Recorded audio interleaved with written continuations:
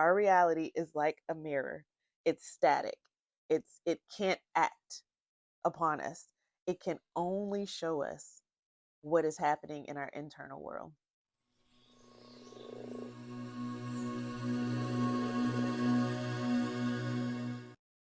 On this journey of learning about the law of attraction and applying it to our lives, oftentimes the hardest pill to swallow is that we have created our own circumstances.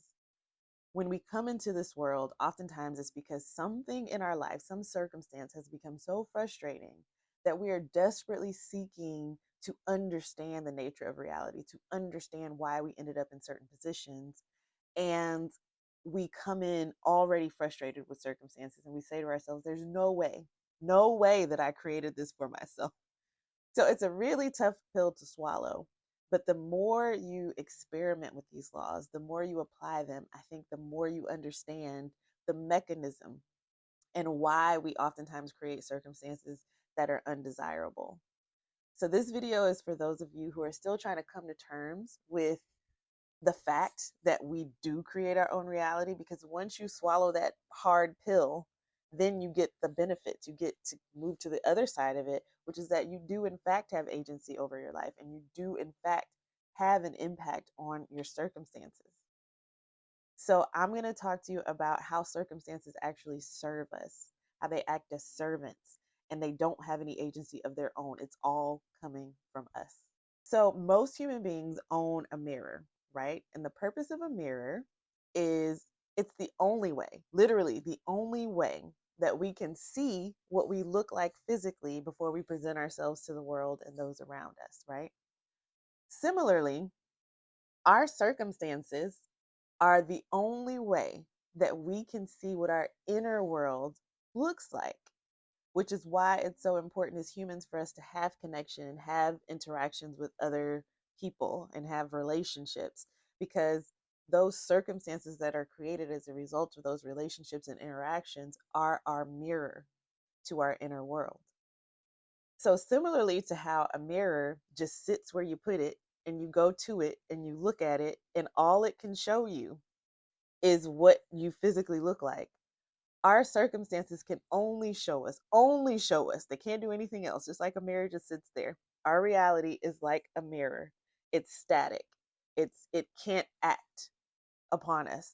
It can only show us what is happening in our internal world. So you may ask yourself, why then am I dealing with these frustrations?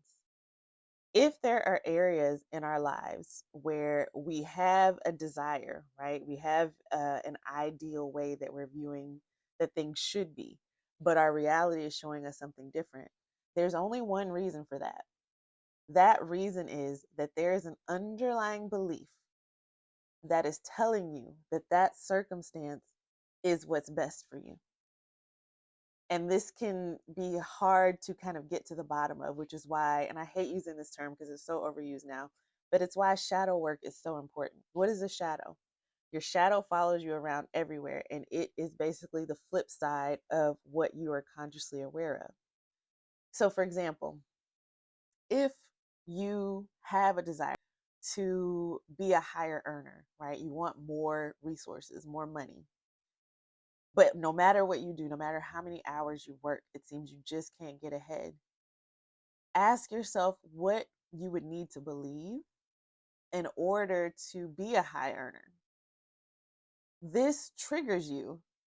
It's a shortcut to shadow work because it triggers you to see, when you tell yourself what you would need to believe in order to be successful, the negative beliefs or the subconscious beliefs that you have that are holding you back will naturally pop into your mind. So if you're trying to be a high earner, but you tell yourself there's not enough resources to go around, or only people who are dishonest make a lot of money, you would need to believe that you deserve to be a high earner, right? And if you tell yourself, I deserve to be a high earner, and you feel resistance, then you can examine why you don't believe you should be a high earner. If you say to yourself, I would need to believe that good people can be extremely wealthy, then you would have to see what beliefs come up that contradict that. And then you would work through those beliefs. So, back to the mirror analogy, when you look in the mirror, You see your current state, right? Let's say your hair is a mess, or let's say your outfit doesn't match the way you thought it should, or whatever. You can make a decision at that point. You can look at that image, and if there's something you don't like about it, you can say, I'm going to go comb my hair, or I'm going to go change my outfit. Or you can say, I don't want to do whatever is required to change my appearance. I don't feel like changing clothes, or I don't have time to change clothes. Or, you know what? I don't feel like doing my hair. I'm going to leave it as it is. But at least when you've looked in that mirror and you've gotten an honest assessment of what you look like, you can walk away feeling empowered. You know you had the power to comb your hair, but you didn't. You know you had the power to change your outfit, but you didn't. Similarly, when we're looking at circumstances as a mirror, we can be empowered when we accept the fact that we created that circumstance. So if we look around us at our outer world and there are things we don't like, sometimes we can trick ourselves into believing something outside of us created the circumstance, right? So we can say, we can become a victim and say, I can't change that because such and such and such and such. But if we look at that circumstance and we say, okay, actually, this is happening because I have this underlying belief. Do I want to do the work to change this belief? We can say yes or no. And if we say no, we can move forward. Even if the circumstance doesn't change because our subconscious belief didn't change, we can move forward and say, I chose this, which relieves the frustration. So that's what this video is about. Circumstances are nothing but servants. All they do, all they can do, is show us the condition of our inner world. Just like a mirror, all it can do, it can't touch us, it can't even move itself, it can't do anything except reflect back to us what our physical appearance is. So if we take that view, once we accept that hard pill to swallow, that we are in control of our circumstances, it's a complicated mechanism. It involves the collective consciousness, not just us, but we do have agency over it. And if we accept that, we can relieve a lot of frustration, even if our circumstances don't change. Because back to the mirror analogy, if one day I go into the mirror and my hair is a mess and I decide not to comb it and I walk around with it, all over my head, I can make that choice that day, but I know I made that choice, right? I don't feel like a victim. So if I go back to the mirror the next day and I look at my hair and I'm like, okay, today I want to make a change, that's okay. Similarly, if we look at our circumstances in life and we recognize that we have some sort of underlying belief around something and we don't want to change it now, we still know it's within our power to do so at some point in time. So let's say I do have a limiting belief about becoming a millionaire or whatever. I can decide that today I'm not willing to challenge those beliefs, right? I'm not willing to challenge the belief that you have to compromise morally in order to be wealthy. But I can come back and look at that same part of my reality again and make a different choice tomorrow. I am the artist. All your circumstances are like your little servants in your palace of life. Actually, the servants are your beliefs. Let's look at it that way. And you're looking at all these little beliefs and you're telling them what to do, not the other way around. Your beliefs are your servants. So if you choose not to tell a belief what to do and it continues to behave in a certain way, at least you know that that was your choice. And that is what is empowering about understanding the true purpose of your circumstances. Your circumstances are just servants. Your circumstances are just there. Their only purpose, literally, just like a mirror's only purpose is to reflect, their only purpose is to reflect the current state of your inner world. And the only way to change circumstances is to change something in your inner world. It has taken me about 2 decades to figure this out, to really accept the reality that I create my circumstances. My life is not perfect by any means, but at least I've started to look at it as like a choose your own adventure. And I do recognize, even though I can get caught up in the moment, that whatever I'm experiencing is serving me in some way. It's just sitting there reflecting back to me a picture. And I can look at that picture and decide I like it the way it is, or I can look at that picture and say, I would like to change it. And I can go in, challenge, I'm going to do a whole nother video on that, challenge my current beliefs and ask myself what changes in my current beliefs would allow me to see the opportunities that my higher self is presenting to me to change the circumstance. Opening yourself up impacts something called your reticular activating system. So, back to the analogy about becoming wealthy. If I challenge my belief that you have to compromise your morals and your standards in order to become wealthy, and I say to myself, is that really true? Can I look for evidence around me that there are people who have the wealth that I would like to have who are not compromising themselves morally? When you start to challenge the belief, it opens up your spidey senses to give yourself evidence that that new belief is true. All beliefs are self-reinforcing, whether you believe that they're serving you, they're desired or not. So when you believe something, your reticular activating system points you to evidence that it's true. Our conscious mind serves us in that it filters things down to our desired reality, or the reality that aligns with our underlying beliefs. Our subconscious mind holds it all. But if we were to think about all the things that are held in our subconscious mind at one time, we would literally go insane. So, our reticular activating system is just yet another servant as part of this reality that takes what we believe and shows us evidence that it's true.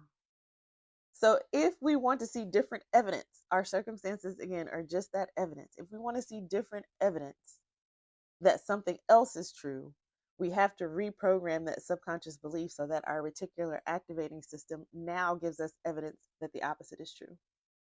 Another personal story.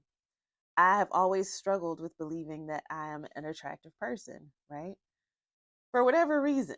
So it's not that I don't like myself, but I've never seen myself as like conventionally attractive to other people. And over the years, I set an intention that I would find evidence to the contrary, that other people think that I am as attractive as I think I am. And so over the years, now, since I've built that into my subconscious belief system, nearly every day when I leave my house, whether I choose to comb my hair or not, back to that other analogy, I get told that I'm beautiful. Random people, men, women, just come up to me and say, "You're so beautiful." Or I'll be at the register and say, "Oh my God, you're so beautiful." And I laugh every time that happens because I know that that was one of the subconscious beliefs that I've been programming over the years. And I've even had family members, people I've known my entire life, tell me that I look different now. I don't think I look different. I think that I reprogrammed my subconscious beliefs. And now, because I believe that I'm perceived as beautiful by others, it changes the way I carry myself. It changes the way that I present myself. It allows me to create circumstances that give me evidence that my subconscious belief is true. Hopefully, from watching this video, you can start to take responsibility for your belief system that is contributing to your circumstances. I know sometimes it can be a challenge. Like in some cases, it's taken me years to challenge certain beliefs. It's taken me years to come out of a victim mentality with regards to certain circumstances that I had in my life. But as I chipped away at that, as I opened up my mind to the possibility that there could be some underlying belief contributing to me seeing evidence that something is true, I've slowly transformed so many circumstances in my life. Like I can do a whole video on the subconscious belief that was holding me back, how I shifted it, and the results that I saw in my reality as a result. And it can't be attributed to anything else other than that. Like there's no other way that it can be explained. I've had conversations with people about these things. Like I said, I think I need to do a whole other video. But truly, and I have to do it for every area. Like it's not oh, I realize now I create my own reality and one and done. No, it's I've got to look at every single area of life, challenge those beliefs, ask myself what beliefs would serve me, and then request from the universe that only responds to what I desire, that I be shown evidence that the new belief is true. Because the reason why we believe certain things is because we've been shown evidence that they are true, but we don't realize that it's because we're requesting that evidence. We are saying, by standing 10 toes down on a belief, I only want to see evidence that shows me that what I believe is true. So, again, all beliefs are self reinforcing. So, next time you take an inventory of your life and there's something, like pick that thing that you've always known that your desires don't match what's happening in your reality. And just start to write down what you would need to believe in order for that new reality to come about. And then challenge your beliefs and ask the universe to show you evidence that the new belief is the one that's actually true. And comment below if you're going to try this or if you've already had experience with this and it's changed your life.